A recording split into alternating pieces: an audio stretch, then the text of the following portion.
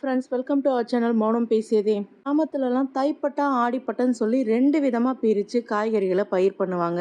இப்போ நாமளும் மாடி தோட்டமோ இல்லை நம்ம வீட்டை சுற்றி உள்ள சின்ன சின்ன இடங்கள்ல காய்கறிகளை பயிர் பண்ணலாம் வாங்க. இப்போ நான் சொல்லக்கூடிய இந்த காய்கறி விதைகள்லாம் இந்த தை மாதத்தில் நீங்கள் பயிர் பண்ணீங்கன்னா அடுத்து வரக்கூடிய மே மாதத்துக்குள்ளே நம்ம அறுவடை செஞ்சு முடிச்சிடலாங்க. ஏன்னா மே மாதத்தில் எல்லாருக்கும் தெரிஞ்சு வெயில் தொடங்கிடும்.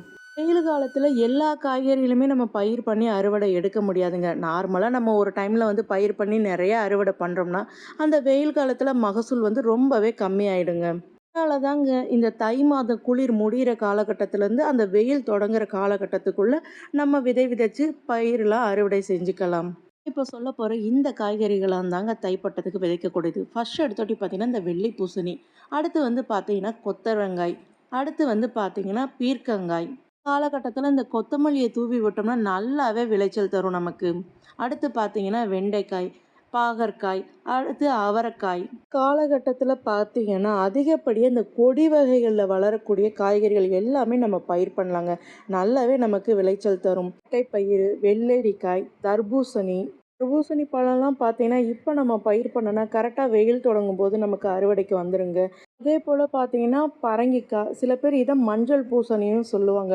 இந்த பரங்கிக்காய் வகைகள், சுரைக்காய், அடுத்து பீர்க்கங்காய், இது போல் கொடியில் காய்க்கிற காய்கறிகளையும் நம்ம பயிர் பண்ணலாங்க.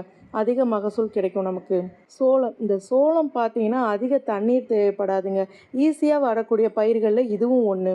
கிராமத்தில் இந்த காயை பார்த்தீங்கன்னா பைத்தங்கான்னு சொல்லுவாங்க, இல்லைன்னா தட்டைக்கான்னு சொல்லுவாங்க. புடலங்க, அடுத்து பார்த்தீங்கன்னா பயிர் வகைகள்லாம் கூட வந்து இந்த காலகட்டத்தில் நம்ம வந்து விதைக்கலாங்க. நல்லாவே நமக்கு அறுவடை கிடைக்கும்.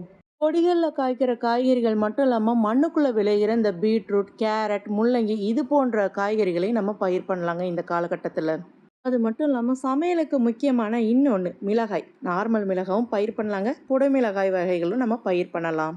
செடிகளில் காய்க்கக்கூடிய காய்கறிகளான கத்திரிக்காய், வெண்டைக்காய், தக்காளி, அது மட்டும் இல்லாமல் கீரை வகைகளும் எல்லா கீரை வகைகளும் நம்ம பயிர் பண்ணலாங்க. இந்த தைப்பட்டத்துக்கு உங்களால் முடிஞ்ச காய்கறி விதைகளை பயிர் பண்ணி பயன்பெறுங்க. நம்ம வீடியோவில் எதுவும் டவுட்ஸ் இருந்தால் மறக்காமல் கமெண்ட்ஸில் கேளுங்க, ரிப்ளை பண்ணுறேன். இல்லைனா நம்ம சேனல் வாட்ஸ்அப் நம்பருக்கு வாட்ஸ்அப் பண்ணுங்கள், ரிப்ளை பண்ணுறேன்.